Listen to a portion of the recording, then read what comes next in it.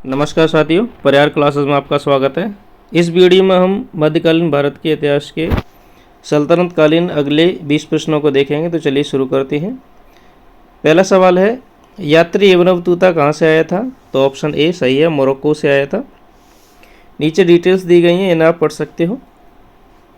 अगला सवाल है, भारत का प्रथम तुर्क आक्रमण करने वाला कौन था? यानी कि भारत पर जो तुर्क वंश के थे वह पहला कौन था, किसने आक्रमण किया था? तो वह था महमूद गजनवी। अगला सवाल है, निम्नलिखित में से कौन अपने आप को मूर्ति भंजक या बुत शिकन कहता था? तो वह महमूद गजनवी है, क्योंकि यह मूर्तियों को तोड़ता था और वहाँ मंदिरों के धन वगैरह लूटता था। तो महमूद गजनवी सही ऑप्शन हो जाएगा। महमूद गजनवी ने कौन सी उपाधि धारण की थी? यामिन उद्दौला और यमीन उल मिल्लत दोनों ही की थी। साम्राज्य का दाहिना हाथ और मुसलमानों का संरक्षक, दोनों ही उपाधियां इसने ग्रहण की थी। अगला सवाल है, महमूद गजनवी ने भारत में प्रथम आक्रमण किस राज्य के विरुद्ध किया था? तो सबसे पहले यह जो राजस्थान वाले पंजाब वाले एरिया से एंटर करते हैं वहाँ हिंदू शाही ब्राह्मण शाही था। एक ब्राह्मण राजा थे, वे रहते थे। अगला सवाल है, हिंदू शाही राज्य की राजधानी क्या थी? तो उदय भांडपुर और हिंद या बेहिंद थी। अगला सवाल है, महमूद गजनवी का भारत में अंतिम आक्रमण किसके साथ हुआ था या किसके विरुद्ध हुआ था? तो 17वां आक्रमण हुआ था। 16वां तो उन्होंने मंदिर में किया था, उस लूटपाट की थी गुजरात में, और लास्ट था जाट जाति के विरोध में होता है। अगला सवाल है, हिंदू शाही राज्य का कौन सा शासक तुर्की में बार बार पराजित होने के कारण ग्लानिवश से आत्महत्या कर लेता है? तो वो जयपाल थे, उन्होंने आत्महत्या कर ली थी, हार गए थे तुर्कों से बार बार। महमूद गजनवी किस वंश का शासक था? तो यामिनी के हैं। सबसे पहले एंट्री हुई थी, देखो, गुलाम वंश बाद में आया था, खिलजी वंश बाद में आया था और तुगलक वंश बाद में आया था। तो यामिनी वंश इसमें ऑटोमेटिकली हो जाएगा।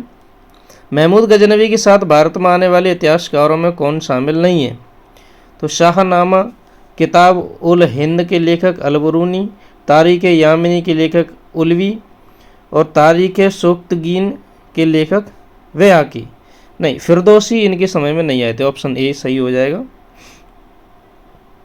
हम अगले सवालों को देखते हैं। अगले हमारे 10 सवाल हैं। पहला सवाल हो जाएगा उनमें से 11वां सवाल, महमूद गजनवी के आक्रमण के परिणाम स्वरूप कौन सा शहर फारसी संस्कृत का केंद्र बन गया था? तो वह लाहौर था, क्योंकि लाहौर में ही सबसे ज़्यादा आक्रमण हुए थे और वहाँ पे उनका शिक्षा केंद्र बन गया था। निम्नलिखित में से किसने ढोल की तेज आवाज़ के साथ एक महिला का अपने पति की चिता के साथ स्वतः को जला लेने का दृश्य का भयानक चित्रण किया है? तो वह हो जाएंगे इब्न बतूता। इन्होंने जो सती प्रथा का चित्रण है वह किया है। अगला प्रश्न हो जाएगा, भारत में मुस्लिम राज का संस्थापक कौन था? यानी कि मुस्लिमों की सबसे पहले स्थापना किसने की थी? तो मुस्लिम शासक था मोहम्मद गौरी।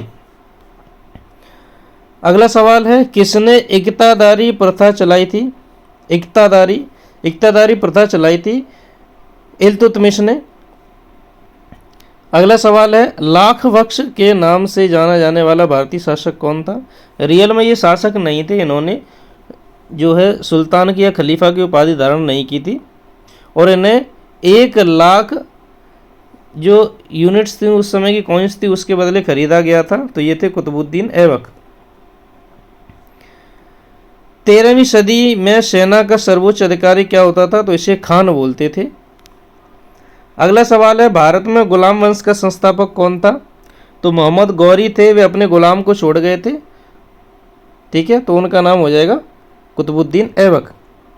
अगला सवाल है, कुतुब मीनार के कार्य को किसने पूरा किया था? तो देखो, कुतुबुद्दीन ऐबक ने तो उसके कार्य को आरंभ करवाया था, लेकिन पूरा करवाया था इल्तुतमिश ने। ठीक है, तो कंप्लीट कौन करवाएगा?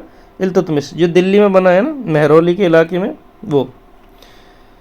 निम्नलिखित में से दिल्ली का पहला तुगलक सुल्तान कौन था? यानी कि जो दिल्ली सल्तनत थी वहाँ पर तुगलक वंश का संस्थापक कौन था?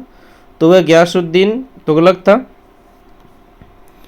और आज का हमारा आखिरी सवाल है कि पंजाब के हिंदू शाही राजवंश को किसने स्थापित किया था?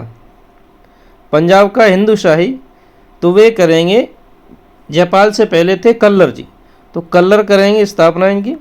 ठीक है, तो ये थे हमारे सभी 20 प्रश्न। वीडियो अगर आपको अच्छी लगती हो तो प्लीज़ चैनल को सब्सक्राइब करें और वीडियो को ज़्यादा से ज़्यादा शेयर करें। Thank you.